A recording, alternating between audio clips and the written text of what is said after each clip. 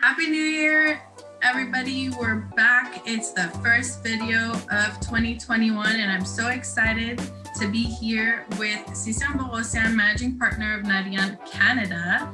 And we're going to talk about what makes her special as an entrepreneur and her business journey, basically. So keep on watching.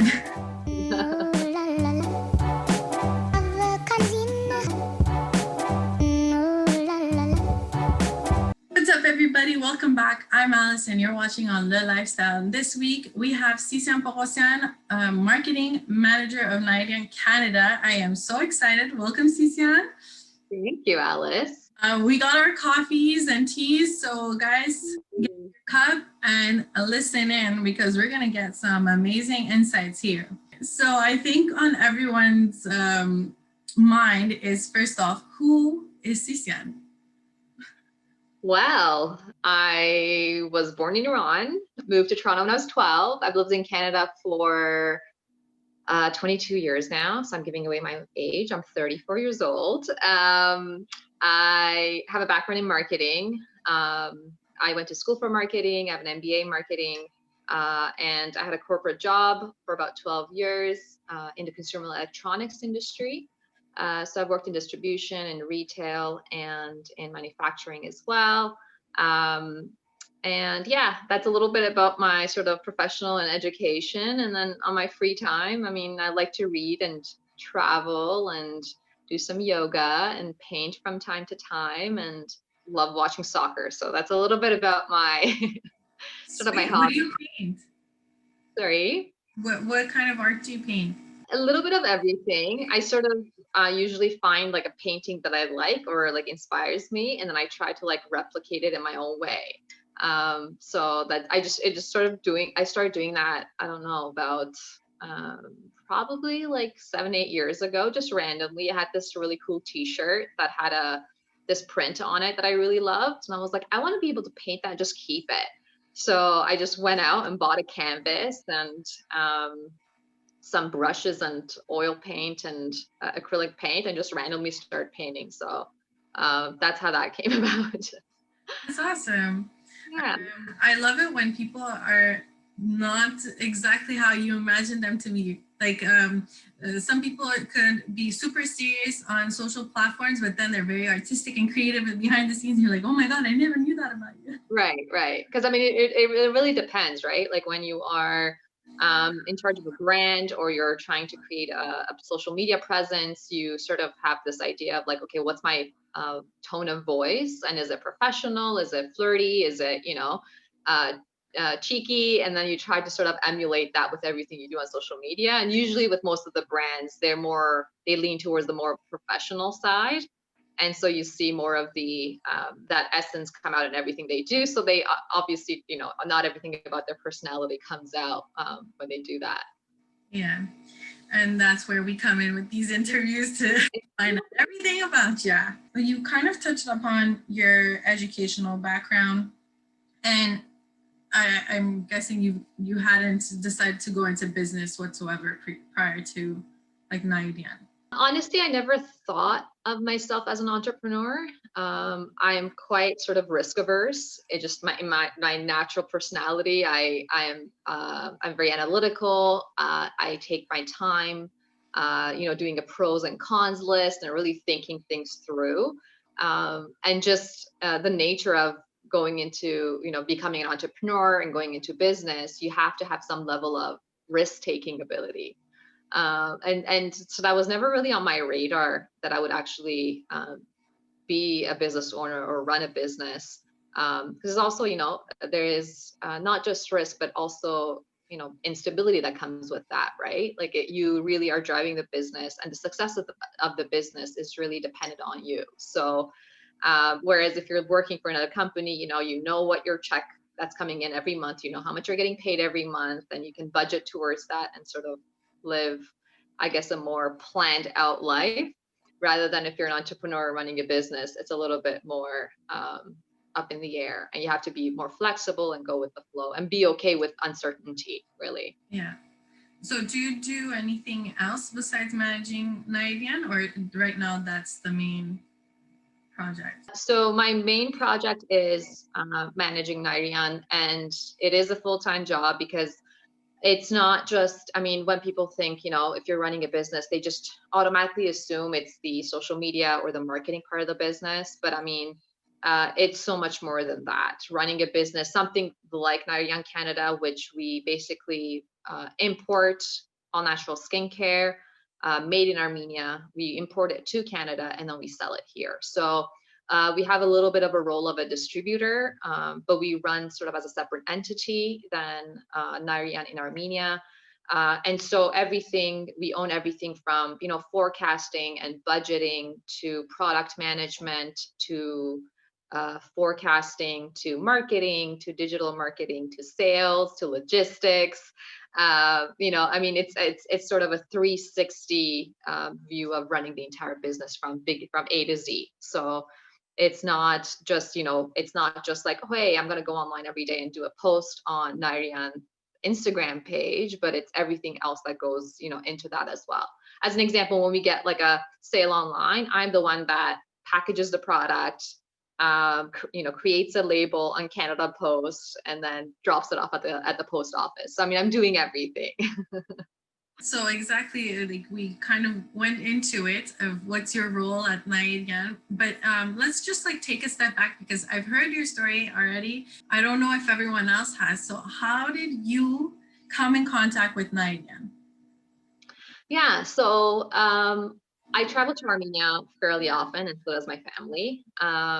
And years ago, when we were in Armenia, I want to say probably about over 3 years ago, my dad was curious to find out what sort of, you know, all natural or holistic products were available in Armenia. He's a sport therapist, so it's just in his work to always pay attention to that sort of thing. And so he was just curious. I mean, initially when we got there, my sister is from Armenia herself, and she knew about Nairian, the brand itself, and we hadn't really heard about it. We actually came across one of their stores as well, walking on Tumanian. They have beautiful stores in Armenia. So if you're ever in Armenia, please go visit their boutique stores. But yeah, so we walked into their stores. They have beautiful selection of product. Everything smells wonderful. And yeah, so we end up actually making an appointment to go on a tour of their eco farm. So they also do that with anybody. So again, if you're ever in Armenia, make sure you go on a tour of the Nairian eco farm. It's about 30 minutes outside of Yerevan. It's a beautiful farm. Everything is organic, pesticide free, which is how we can really harness all the goodness coming out of the products into our all natural products. So yeah, we end up going on a tour of their facilities, and we were, you know, very, very impressed by the professionalism of the company, the brand, the people that were working there. And the quality itself was just next level. So we really enjoyed that. And then, so we initially started thinking about, you know, this could be an interesting thing to be able to sell in Canada. So initially, like, we bought very small quantities to just test out the market in Canada to see if it was, you know, if there was a demand or how it would perform. And we saw that it was, you know, slowly but surely it was selling well and people were interested. And of course, as you know, time has gone by over the last decade, especially, there is very much push towards organic, clean living, you know, being more aware of what you're putting into your body, what you're putting on your body. And so, yeah, so that's how it initially started. Really, it was my dad who really initially saw the opportunity and was really invested in it. So he, you know, worked on that for the first couple of years. But as he just got busier with his own business, he couldn't really take it forward. So my brother and I actually took over. My brother created a website for it towards the end of 2019. So as we approached holiday season in 2019, he created a website for it, you know, to make it more legitimate and for people to be able to buy from all over Canada, sort of Canada-wide. We ship today. So it's not, we ourselves are from Toronto, so we wanted to make sure that we wanted to make this brand available to everybody across Canada and just not those that were just living in Toronto itself. So Yeah, so my brother and I have been working on it.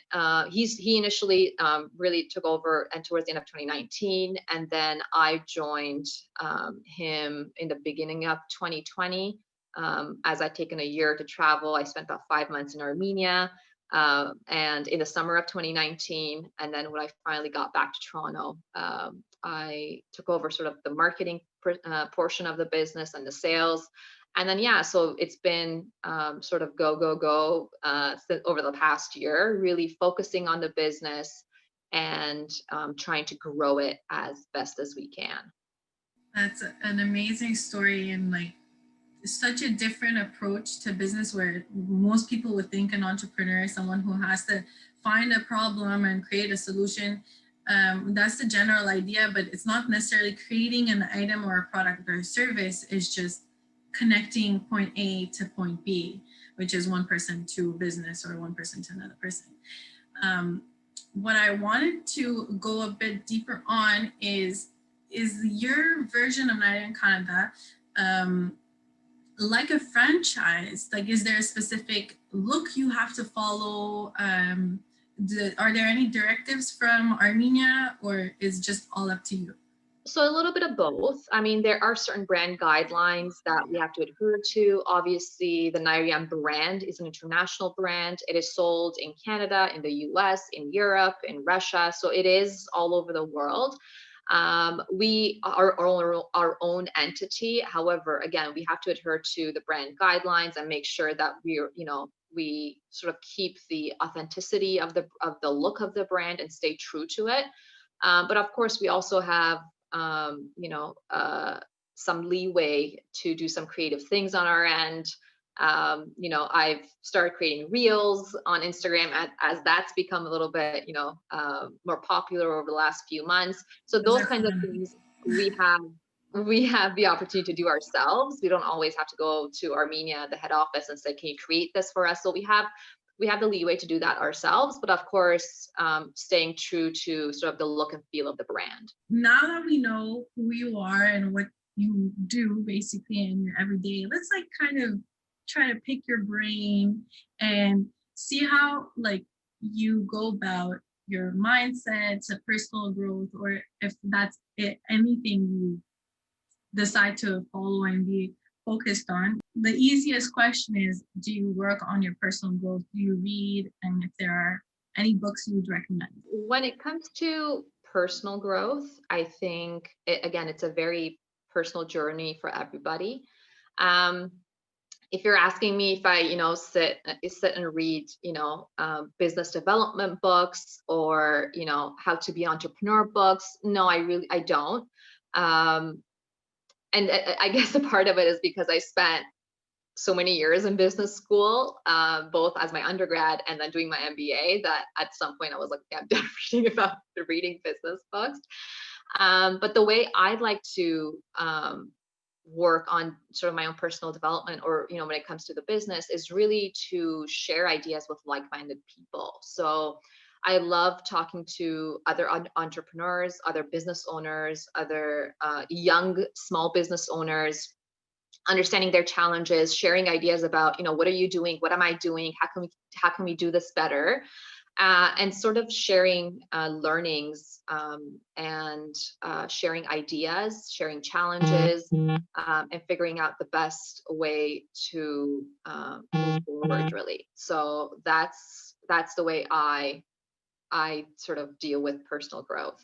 And in terms of like recommending books, I read too many novels and nothing all that exciting. In that case, are you part of any communities where everyone just comes through? Or is it just like a one-on-one conversation you just happen to have with all these amazing people? We don't necessarily have like a set community or organization, but I'm constantly in contact with especially Armenian business owners. Obviously, with everything going on over the last few months, I think a lot of us just sort of banded together and just, we were really focused on what can we do to help one another, to help Armenia. And it was a very, it was a really cool feeling to have that support system. But it wasn't anything that was like set really. But you know, there are so many great businesses that I've come to know and work with over the last few months. To name a few, Dadig Streetwear, Noosh Bites, Nazali Designs, AG Silver Collection, Veg Cheese. I'm sure I'm forgetting a bunch of them, but there's so many great businesses. And again, these are all run by women, all Armenian, and all, you know, are sort of in the same boat. We're all trying to create, start, grow our business during a pandemic, really. So it's a good group of women to be a part of, because again, we're constantly sharing ideas, challenges, opportunities, and really just trying to help each other. And it's a great place to be.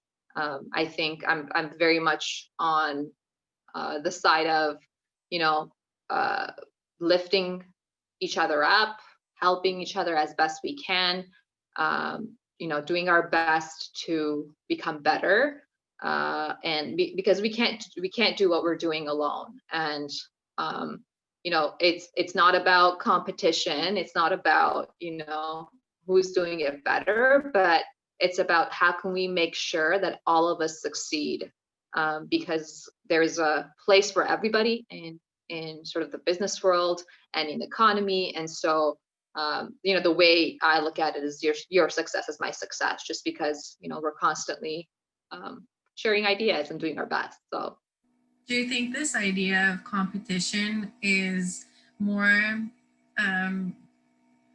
present in younger young adults, young entrepreneurs, versus when you're like, is it, what I'm trying to say is it a concept that you grow out of, or is it just like that person's mindset, the way they're set in their ways? yeah, I mean, I think it's mainly the latter. I don't think it's I don't think it's an age thing. I don't think when you're young, you know, you think one way, and you're older, you think one way in terms of, you know, being in business and having competition. I think it really is a mindset. I know a lot of, you know, great business people in their 20s who very much their motto is lifting each other up, lifting other businesses, giving, you know, support and showcasing other businesses that may look like they're in competition with you. You know, that to me is important to see. And again, you know, or you have people who would be much older who still haven't grown up out of that phase of, well, if I help somebody else, you know, they're going to take away my business. And I don't agree with that mindset. I think, you know, every business has its own niche, and they serve a specific purpose, and they serve a specific market. And your market isn't always going to be the same as others around you. It may be, but I think there is room for everybody to be successful. Yeah, and just to add, like, we see it a lot lately that, oh my God, blogs are saturated, this industry is saturated, that industry is saturated. Well, we're here to show that although there may be some saturation, that industry doesn't have you and what you're gonna bring. So it's always different. And when you have that like edge,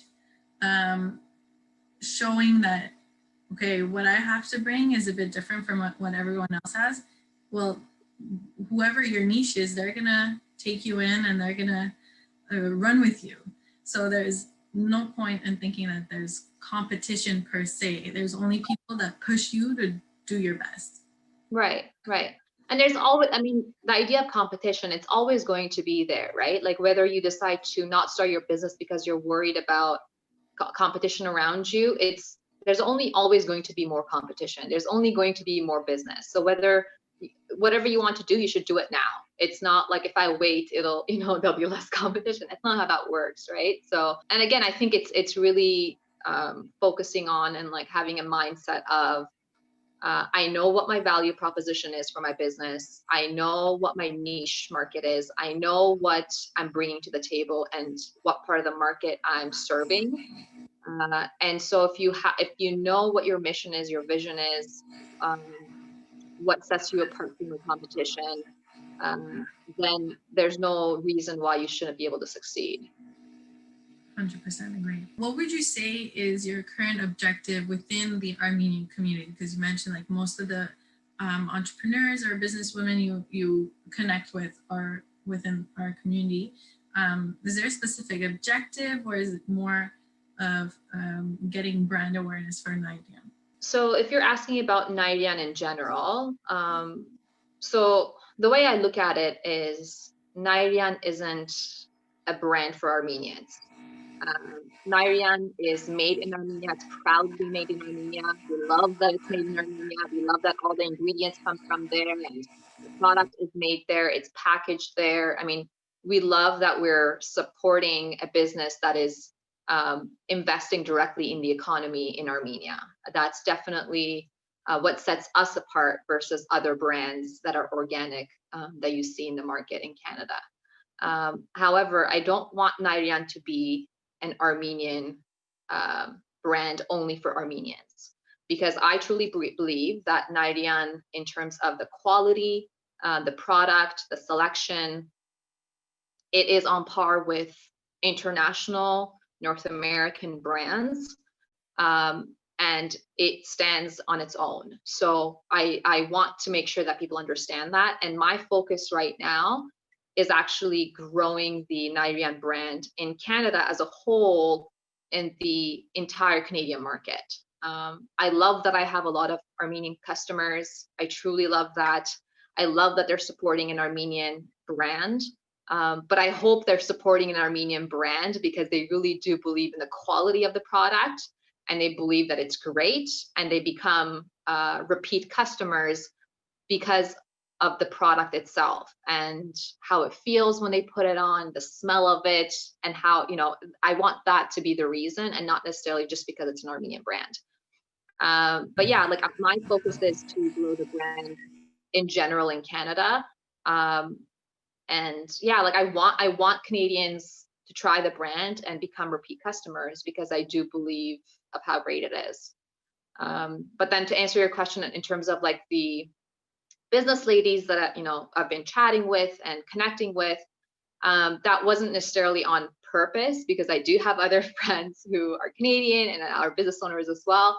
I think it was just the circumstances that we were in the last few months with everything that was happening in Armenia. I think I just automatically gravitated towards my fellow Armenians, because everybody just understood each other. There was an underlying automatic understanding of how we felt and what everybody was going through, and the mood. And so there wasn't a need for me to ever explain, how I was. Like when we got on phone calls, we never asked each other how we were, because we knew how we were. I love that about like your approach. And did quarantine or COVID ever affect you? I know you guys are in e-commerce, so most e-commerces did not get that much of a hit, I want to say. But did it affect you at all with the way you had to approach the business? That was there any pivot to be done? So yes, actually, yes, you are correct. We are an online business, an e-com business. However, we are not just that. So one of my strategies to grow the business moving forward, and to take it to the next level is, I should say, to create strategic partnerships with boutique salons and spas across Canada to sell our product as a wholesaler.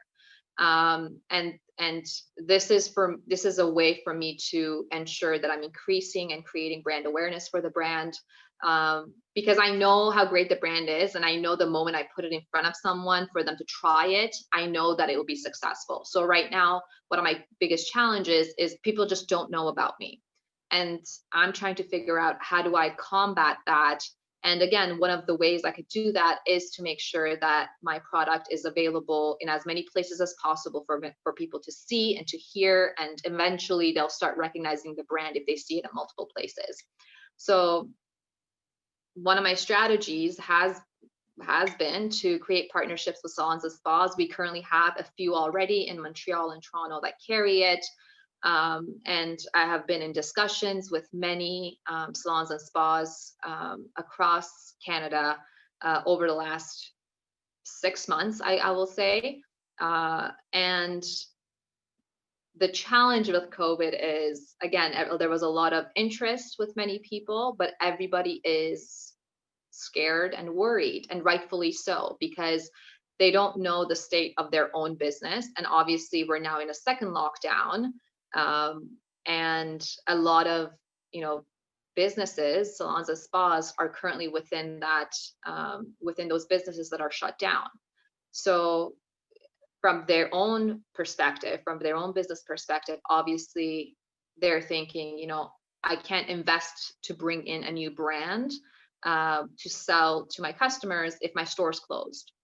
So it has definitely affected us. I had some very big plans and partnerships that I was hoping to create and kickstart in 2020 that obviously got put on hold. But again, I understand, right? I understand what these businesses themselves are going through. Some, are small businesses, medium-sized businesses, some are new businesses, and they're also trying to navigate these uncertain times and are worried to make investments, regardless of how much they believe in Nairian as an example, because they truly don't know when they'll be able to get back to a semi-normal routine where they'll have their customers coming in. So in short, yes, it has definitely affected us. But yeah, in the same sense, if anyone's watching this that owns salons and spas and wants to chat with us, please do reach out. I know most of you are closed across Canada, but I'm always happy to have sort of preliminary discussions to introduce Nairian and what we are and how we operate, because we are, consistently looking for wholesale partners. So is there like any advice you could give for anyone who's struggling right now as an entrepreneur with COVID? Any good tips? I mean, I'm no expert in this by all means, but I think it's easy to get discouraged during these times and to sort of be upset at the unfairness of what's happening when you have, like big box stores that are still open and operating like nothing's changed. And really it's these small businesses that are really being affected currently with the pandemic. I would say that you should refocus your efforts in what else can I do? Get out of your comfort zone, think outside the box, try to be creative. And that's the only thing you can do right now is you need to change your business model to adapt to external uncertainty. And that's the only way you can really, really sustain your business currently. There's nothing else you can do. You have to think outside the box, put yourself in uncomfortable situations, think about what you have to do to create sales and revenue. And it might be something that you've never thought of before or you wouldn't have done before, but that doesn't mean that you shouldn't do it just because, that's what you have to do to survive right now. And secondly, surround yourself with creative, motivated people who will push you on days that you're not motivated, and they, again, like, I'm a big believer in brainstorming with people and sharing ideas and building on ideas, or, saying, no, that's a terrible idea, but you need to be able to bounce stuff with people. You can't do it on your own. So I think it's important to also surround yourself with people who will inspire you and motivate you and push you as well. Wow. Amazing. I want to go into a more personal, I want to say, topic real quick. Okay. Because most of the people who are watching are women, and most of them have been raised in different environments and have different ideas regarding this specific topic. Mm-hmm. So it's regarding, what are you gonna ask me? money, oh. and finances, basically, as a a female, a woman living in this world, not necessarily in Canada, but of course, the way we're all raised is a different approach to how we see money.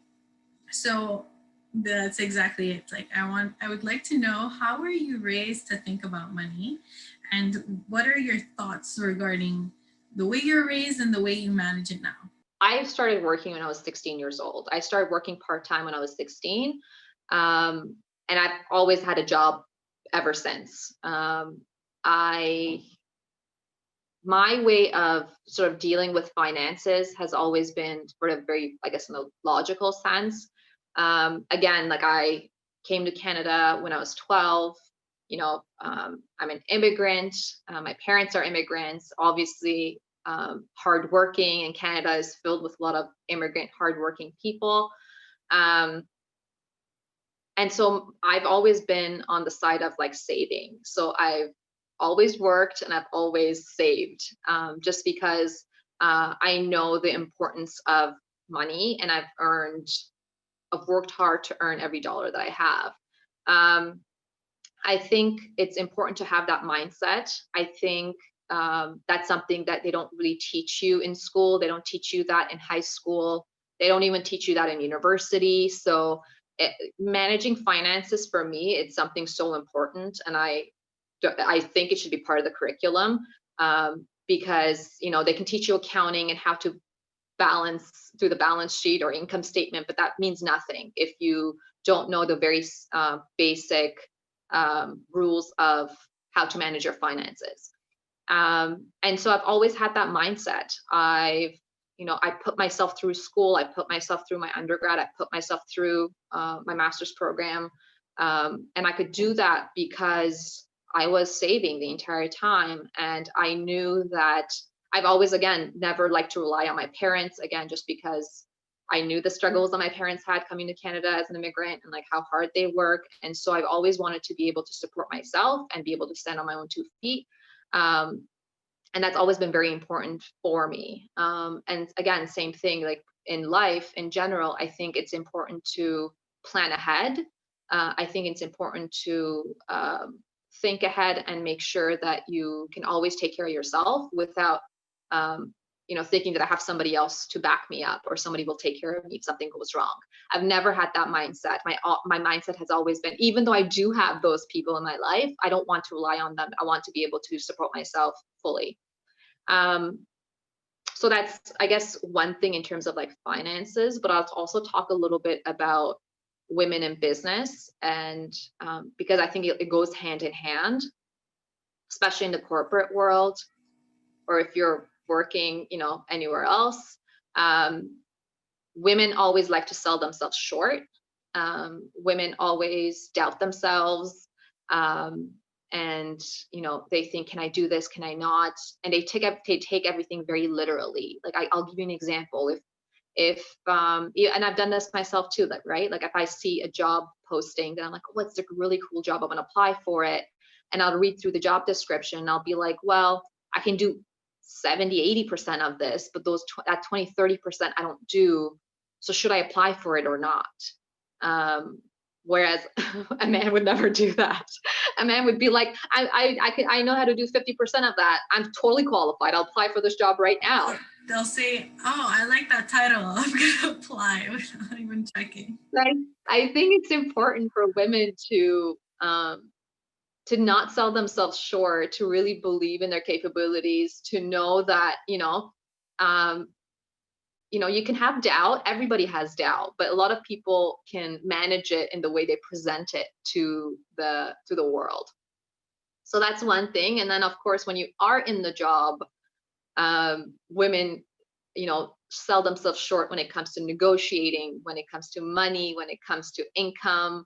And again, that's something that I can talk hours about, because when I first entered sort of my first full-time job out of school, I had a really amazing mentor as my boss who, taught me the importance of asking for what you need and asking for what you deserve.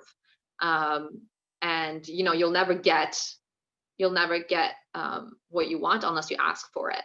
So, I mean, she definitely taught me some very important tips on how to, navigate the business world, the corporate world, and make sure that I negotiate hard for what I know I deserve. So that was a very long-winded answer to your question. But I love these type of answers because it gives you depth and more understanding of where the person's coming from, and it kind of also gives you an idea of all the experiences they've gone through to think this way now, which is amazing because we all have different experiences in life. And even though we're from the same communities, we've been raised differently regarding money. So thank you so much for that. And before I go to the most important question of today, I also wanted to talk about like your daily routine. Is there anything specific you do that gets you motivated to go out and like keep pushing? I don't know if I do anything specific to keep me motivated, but I think what I've learned over the last 2 years, I would say, and again, every person's different. I've always been very ambitious, very goal focused. I've always wanted the next job that is higher in title, higher in pay, higher, better and better and better. And that's always sort of been my attitude in life.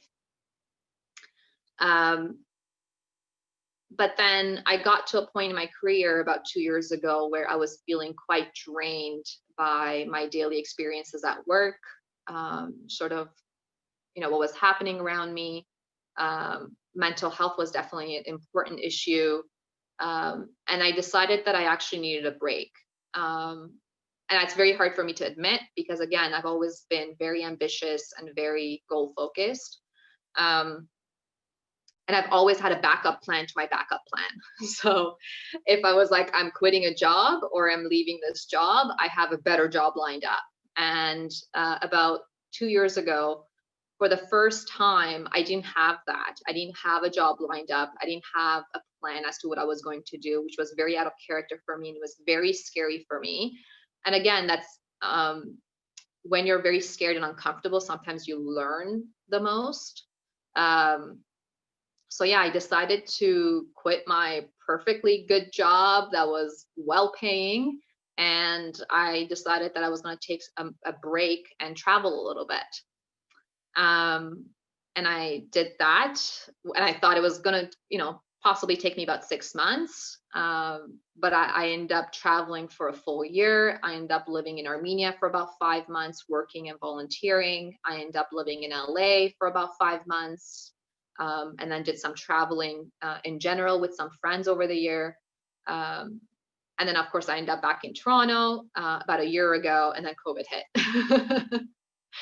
So obviously, then again, I felt very unstable and unsure about my life because, again, for the first time, I've now returned to Toronto. I wanted to continue traveling, I'm not going to lie, but again, COVID forced me to stay put. And I didn't know what to do. And obviously I had this opportunity with Nairian and I said, I have to throw myself into it and see, what I can make of it. And I'm telling you this sort of very long-winded story to come to the point of, I've come to a point where I know in my life, I can't just work anywhere and do anything. Even though I've done that before. I want my work to have a purpose. And to serve a bigger, plan and to actually bring value to the world. Yes, I can go back to a corporate world. I can go to a corporate job and I can be a marketing director and create strategic plans and do presentations all day and be in meetings all day and, talk to VPs and CEOs and run promotions and whatnot. I can do all of that. I've done all of that. But what's the end game? What am I accomplishing? And is it bringing me happiness? And I came to a point to realize that no, it was not bringing me happiness. It was not fulfilling me like in my soul.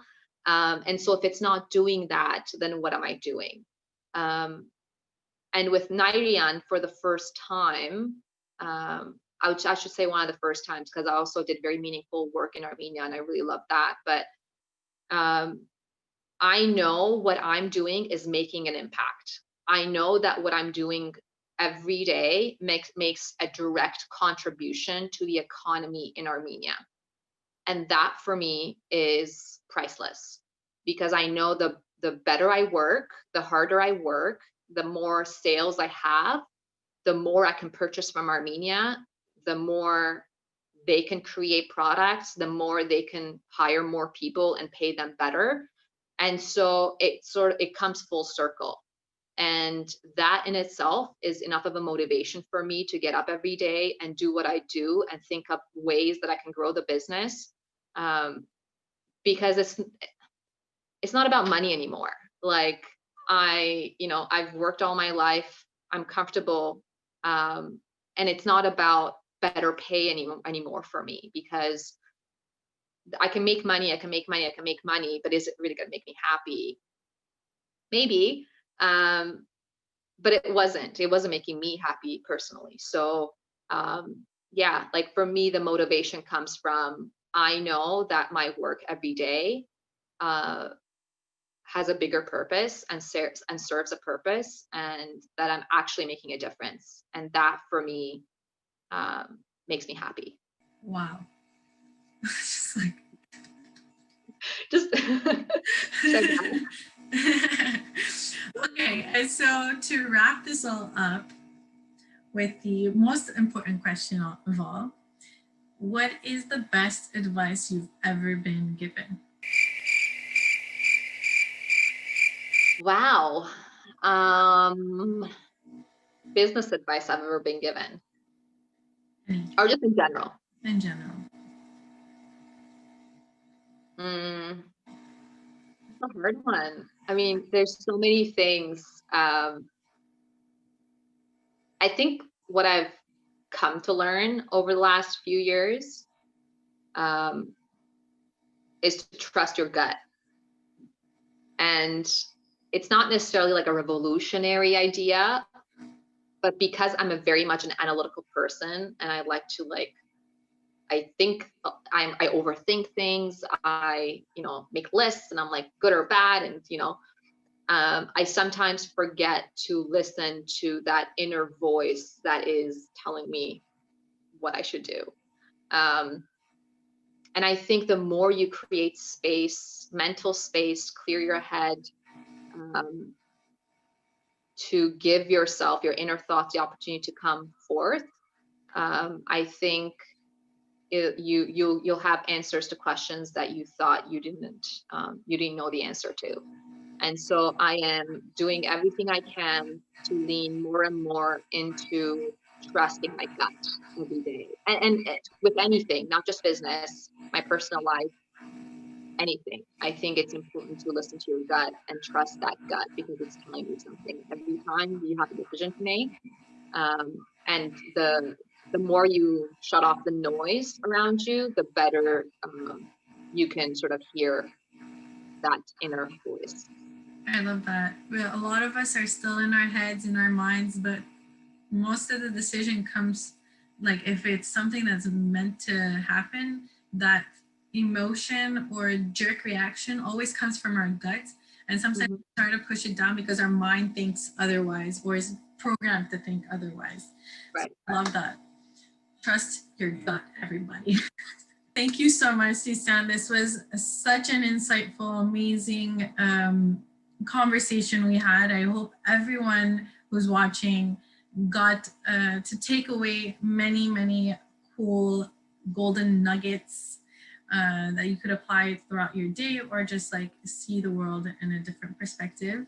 Is there anything else you'd like to add or tell everyone? What I would say is, I know everyone's going through some rough times right now. I think you really need to focus on finding a passion, sticking to it, doing what you love.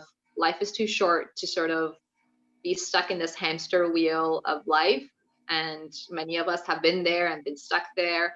I think the moment you break out of that cycle, even though it might be a little scary, I think that's where you'll find sort of true happiness for yourself. So I hope everybody can find that in their lives at some point. It's never too late.